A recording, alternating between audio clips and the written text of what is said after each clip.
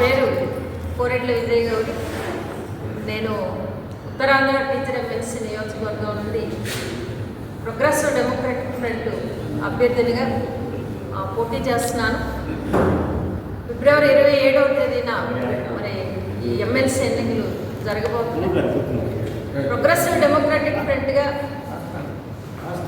ఈరోజు విద్యారంగంలో ఎదురవుతున్నటువంటి అనేక రకాల సమస్యలపై దీర్ఘకాలిక క్యాంపెయిన్ చేయాలనేటటువంటి లక్ష్యంతో మరి ఉపాధ్యాయులకు, అధ్యాపకులకు, ఆచార్యులకు, కాంట్రాక్ట్ అవుట్సోర్సింగ్ ఉద్యోగుల ముందుకి మరి అభ్యర్థినిగా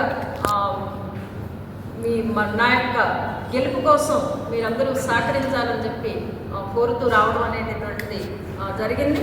ముఖ్యంగా పీడిఎఫ్ ఫ్రంట్ ఎన్నికల ఎజెండాలో అంశాలకు సంబంధించి గతించిన ప్రభుత్వం కానీ ఈనాటి ప్రభుత్వంలో కానీ విద్యారంగంలో తీసుకొచ్చినటువంటి అనేక రకాల రిఫార్మ్స్ ఏవైతే ఉన్నాయో ఆ రిఫార్మ్స్లో భాగంగా 117 జీవో అనేటటువంటి ఒక జీవో వచ్చిన తర్వాత ఆంధ్రప్రదేశ్లో విద్యారంగంలో అనేక రకాల సంక్షోభాలు అనేటటువంటివి ప్రారంభమయ్యి మరి ఆనాడు 117 జీవోను రద్దు చేయాలి అని చెప్పి అనేక రూపాల్లో ప్రొటెస్ట్ చేసినా సరే రద్దు చేయలేదు. అయితే ఈనాడు ఉన్నటువంటి ప్రభుత్వం ఆ రోజు ప్రతిపక్షంలో మేము అధికారంలోకి వస్తే 117 జీవోని సంపూర్ణంగా రద్దు చేస్తామని చెప్పి ప్రకటించారు. కానీ ఈరోజు వరకు 117 జీవోని టెక్నికల్గా రద్దు చేస్తున్నామని ప్రకటించారు. కానీ అందులో ఉండేటటువంటి అంశాలన్నింటినీ కూడా ఈరోజు అమలు చేయడం అనేటటువంటి జరుగుతుంది. దీని కారణంగా హై స్కూల్స్లో సమాంతర మీడియం అనేటటువంటిది లేకుండా కేవలం ఇంగ్లీష్ మీడియం అనేటటువంటి బోధనకు పరిమితం చేసే నిర్ణయం ఒకటి చేశారు. అలాగే +2 అనేటటువంటి ఒక వ్యవస్థని ప్రవేశపెట్టారు. దాన్ని ఈరోజు ఈ ప్రభుత్వం రద్దు చేసేటటువంటి పని చేస్తుంది. మరీ ముఖ్యంగా ఫౌండేషన్ స్కూల్స్లో 1-2 తరగతుల్ని మెచ్చి చేసేటటువంటి విలీనం చేసేటటువంటి పనిని కూడా చేయబోతుంది.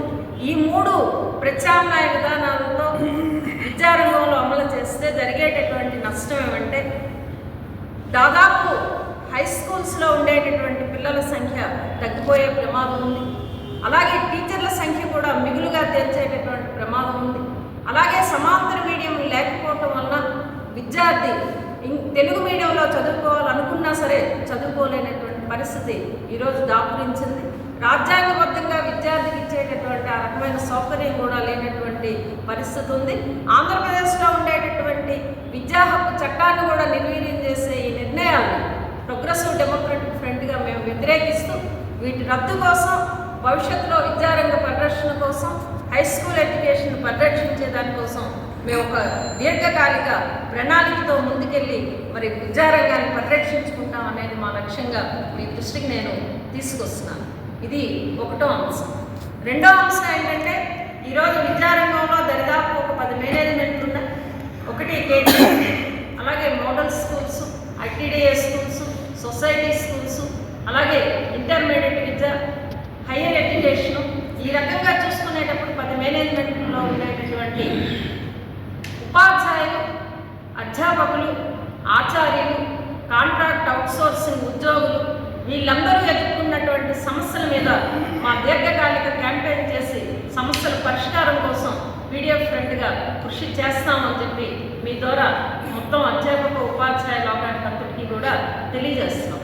మరీ ముఖ్యంగా ఈరోజు కేజీబీవీ టీచర్లు రాష్ట్రంలో ఒక పెద్ద విద్యా వ్యవస్థగా, ఆ స్కూల్స్ ఒక పెద్ద విద్యా వ్యవస్థగా మారింది. అటువంటి విద్యా వ్యవస్థలో పనిచేసేటటువంటి కేజీబీవీ టీచర్లు మరి వెట్టి చాకరీకి గురవుతున్నారు. వాళ్ళకి వేతనాలు చెల్లించగా, ఎంటీఎస్ విధానాన్ని అమలు చేయగా ఈ రోజు వరకు వాళ్ళతో వెట్టి చాకరీ చేయించుకునేటటువంటి పని చేస్తున్నారు. అటువంటి కేజీబీవీ టీచర్లు వాళ్ళకి మినిమం టైం స్కేల్ సాధించడానికి మరి మా కృషి గట్టిగా చేస్తామని చెప్పి మీ దృష్టికి నేను తీసుకొస్తున్నాను.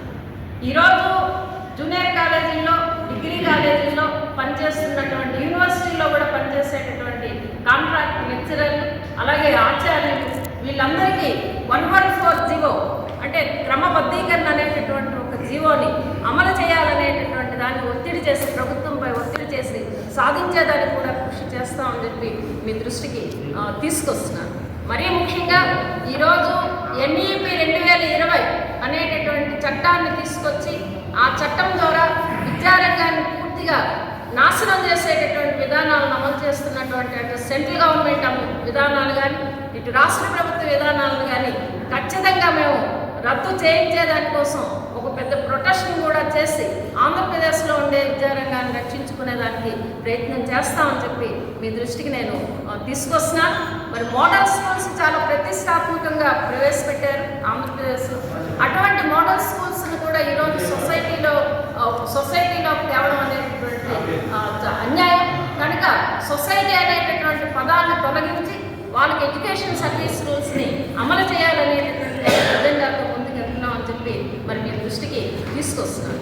ఈ రకంగా విద్యారంగంలో ఉండేటటువంటి అనేక మంది పనిచేసేటటువంటి ఈ రంగాన్ని రక్షించుకోవాలి అంటే అది ప్రోగ్రెసివ్ డెమోక్రటిక్ ఫ్రంట్ ఇంతవరకు ఆంధ్రప్రదేశ్లో ఉండే విధాన మండలిలో ప్రత్యేకమైనటువంటి భూమిక పోషించింది. ఆ రకంగా 3, 4, 5 తరగతుల్ని మెర్జ్ చేసేటటువంటి క్రమంలో పీడీఎఫ్ ఎమ్మెల్సీని 3600 కిలోమీటర్ల బస్సు యాత్ర మీ జిల్లా నుంచి ప్రారంభించారు. ఏ గ్రామాల్లో అయితే తల్లిదండ్రులు వ్యతిరేకించారో ఆ గ్రామాలకు వెళ్ళి వాళ్ళు విజ్ఞాపనలు ప్రభుత్వం దగ్గరికి తీసుకెళ్ళి 1000 గ్రామాల్లో 3, 4, 5 తరగతులు కలపకుండా ఆ స్కూల్స్ని కాపాడేటటువంటి పని చేశారు. అంతేకాదు ఈరోజు రాష్ట్రంలో విద్యారంగంలో వచ్చే అనేక వ్యతిరేక విధానాలపై వెంటనే ఒక స్పష్టమైనటువంటి అవగాహనతో నిర్ణయాన్ని ప్రకటించడం అది పీడీఎఫ్ ఎమ్మెల్సీల వల్లే సాధ్యపడుతుంది అని చెప్పి మరి మీ దృష్టికి నేను తీసుకొస్తున్నాను. మా అప్పీల్ ఏంటంటే ఉత్తరాంధ్రలో ఉండేటటువంటి కాంట్రాక్ట్ టీచర్లకి, లెక్చరర్లకి, ఉపాధ్యాయులకి, అలాగే ఆచార్యులకి అందరికీ మేము చేసే అప్పీల్ ఒకటే. ఆంధ్రప్రదేశ్లో విధాన మండలి ఒక పెద్దల సభ.